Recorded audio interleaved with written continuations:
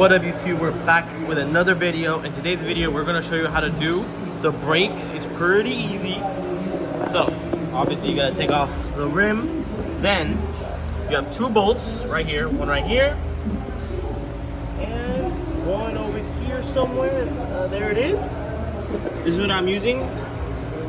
I literally just dug the biggest fucking shit I had in my goddamn toolbox at the shop.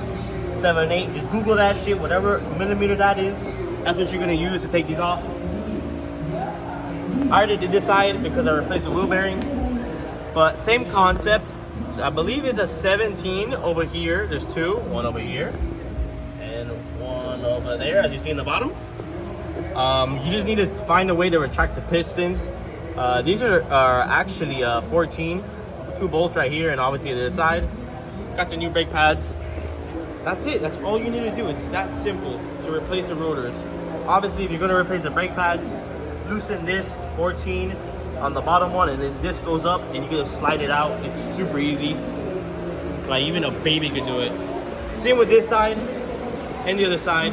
So, I hope this was a little bit informative. I mean, it's the same thing.